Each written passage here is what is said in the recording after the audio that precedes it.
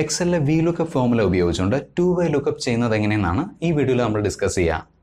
VLOOKUP function ഉപയോഗിച്ചുള്ളവർക്കറിയാം, ഒരു ടേബിളിലെ ഒന്നാമത്തെ കോളത്തിൽ നിന്ന് നമ്മൾ പറയുന്ന വാല്യൂ കണ്ടെത്തിയ ശേഷം ആ ടേബിളിലെ മറ്റ് കോളങ്ങളിൽ നിന്ന് ഈ വാല്യൂവിന് കറസ്പോണ്ടിങ് ആയിട്ടുള്ള ഡീറ്റെയിൽസ് റിട്ടേൺ ചെയ്യാനാണ് VLOOKUP ഫംഗ്ഷൻ ഉപയോഗിക്കുന്നത്. 2-way lookup എന്നതുകൊണ്ട് ഉദ്ദേശിക്കുന്ന ഇതാണ്. വെർട്ടിക്കലി മാത്രമല്ല ഹൊറിസോണ്ടലിയും സെർച്ച് നടത്തിയ ശേഷം, അതായത് വരികളിൽ മാത്രമല്ല കോളങ്ങളിലും സെർച്ച് നടത്തി നമ്മൾ പറയുന്ന രണ്ട് വാല്യൂസ് കണ്ടെത്തിയ ശേഷം ആ വാല്യൂസിന് കറസ്പോണ്ടിങ് ആയിട്ടുള്ള ഡീറ്റെയിൽസ് റിട്ടേൺ ചെയ്യാം. ഇനി എക്സലിലെ VLOOKUP ഫോർമുല ഉപയോഗിച്ച് 2-way lookup ചെയ്യുന്നത് എങ്ങനെയാണെന്ന് നോക്കാം. ഒരു കമ്പനിയിലെ 10 എംപ്ലോയീസ് ജനുവരി, ഫെബ്രുവരി, മാർച്ച് തുടങ്ങി ജൂൺ വരെയുള്ള 6 മാസങ്ങളിൽ നടത്തിയ സെയിൽസിൻ്റെ എമൗണ്ട്സ് ആണ് കാണുന്നത്. ഇനി ഈ കാണുന്ന സെല്ലുകളിൽ നമ്മൾ സ്പെസിഫൈ ചെയ്യുന്ന എംപ്ലോയി നമ്മൾ പറയുന്ന മാസം നടത്തിയ സെയിൽസിൻ്റെ എമൗണ്ട് കണ്ടെത്താനായിട്ട് ഇവിടെ VLOOKUP ഫോർമുല ഉപയോഗിച്ചിരിക്കുന്നത് നോക്കുക. ടോണി എന്ന എംപ്ലോയിയുടെ മാർച്ച് മാസത്തെ എമൗണ്ട് ആണ് കാണുന്നത്. എംപ്ലോയിയുടെ പേര് ഞാൻ ചേഞ്ച് ചെയ്യുന്നു, ഹന്ന. നോക്കുക, അതിനനുസരിച്ച് എമൗണ്ട് അപ്ഡേറ്റ് ചെയ്യപ്പെട്ടു. വീണ്ടും മാസത്തിൻ്റെ പേര് ചേഞ്ച് ചെയ്യുന്നു, ജൂൺ. വീണ്ടും എമൗണ്ട് അപ്ഡേറ്റ് ചെയ്യപ്പെട്ടു. ഇനി ഇത്തരമൊരു ഫോർമുല എങ്ങനെയാണ് എഴുതുന്നത് നോക്കാം. നേരത്തെ കണ്ട അതേ ഡേറ്റ തന്നെയാണത്.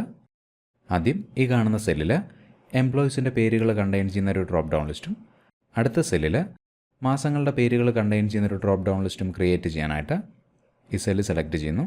ഡേറ്റ ടാബിൽ പോവുക, ഡേറ്റ വാലിഡേഷൻ,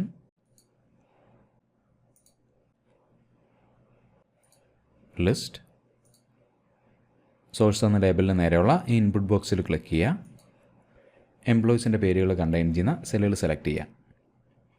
ഓക്കെ, നോക്കുക, എംപ്ലോയീസിൻ്റെ പേരുകൾ കണ്ടെയ്ൻ ചെയ്യുന്ന ഒരു ഡ്രോപ്പ് ഡൗൺ ലിസ്റ്റ് ഇവിടെ വന്നു.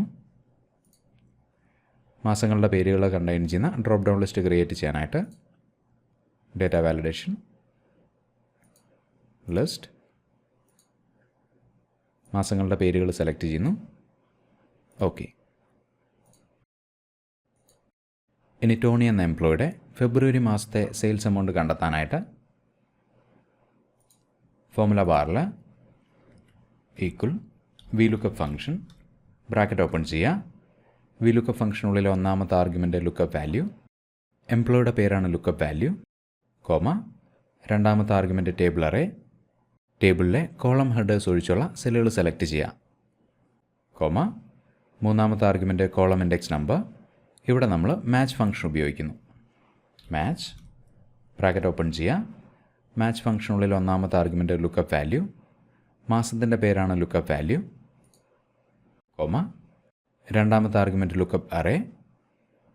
ഈ കാണുന്ന സെല്ലുകളിലാണ് മാസത്തിൻ്റെ പേര് സെർച്ച് ചെയ്യേണ്ടത്, കോമ, എക്സാക്ട് മാച്ചിന് വേണ്ടി 0, ബ്രാക്കറ്റ് ക്ലോസ് ചെയ്യുക, കോമ, എക്സാക്ട് മാച്ചിന് വേണ്ടി ഫോൾസ്, ബ്രാക്കറ്റ് ക്ലോസ് ചെയ്യുക, എൻ്റർ. നോക്കുക, ടോണി എന്ന എംപ്ലോയിയുടെ ഫെബ്രുവരി മാസത്തെ സെയിൽസ് എമൗണ്ട് ഇവിടെ കിട്ടി. എംപ്ലോയിയുടെ പേര് ചേഞ്ച് ചെയ്യുന്നു, നാദിയ. മാസത്തിൻ്റെ പേര് ചേഞ്ച് ചെയ്യുന്നു. വളരെ പെട്ടെന്ന് മറ്റൊരു ഉദാഹരണം കൂടെ നോക്കാം. നേരത്തെ കണ്ട അതേ എംപ്ലോയീസിൻ്റെ എംപ്ലോയി ഡീറ്റെയിൽസ് ആണ് ഈ കാണുന്നത്. ഇനി ഈ കാണുന്ന സെല്ലിൽ നമ്മൾ സ്പെസിഫൈ ചെയ്യുന്ന എംപ്ലോയിയുടെ ഡെസിഗ്നേഷൻ ഡിപ്പാർട്ട്മെൻറ്റ് അല്ലെങ്കിൽ സാലറി കണ്ടെത്താനായിട്ട്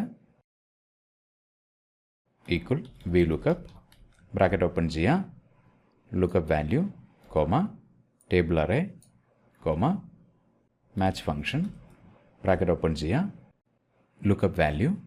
ഈ കാണുന്ന ടെക്സ്റ്റാണ് ലുക്കപ്പ് വാല്യൂ, കോമ, ഈ ടെക്സ്റ്റിന് സെർച്ച് ചെയ്യേണ്ടത് ഈ കാണുന്ന സെല്ലുകളിലാണ്, കോമ, എക്സാക്ട് മാച്ചിന് വേണ്ടി 0, ബ്രാക്കറ്റ് ക്ലോസ് ചെയ്യുക, കോമ, എക്സാക്ട് മാച്ചിന് വേണ്ടി ഫോൾസ്, ബ്രാക്കറ്റ് ക്ലോസ് ചെയ്യുക, എൻ്റർ.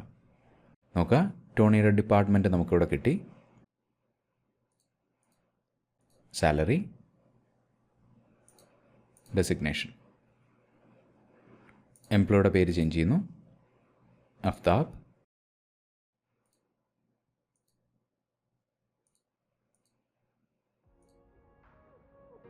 VLOOKUP ഫോർമുലയ്ക്ക് പുറമെ ഇൻഡെക്സ് മാച്ച് ഫോർമുലയും XLOOKUP ഫംഗ്ഷൻ ഉപയോഗിച്ചുകൊണ്ടും നമുക്ക് 2-way lookup ചെയ്യാൻ സാധിക്കും. അത്തരം ഫോർമുലകളെക്കുറിച്ച് മറ്റൊരു വീഡിയോയിൽ പറയാം. Thanks for watching and wish you A great day.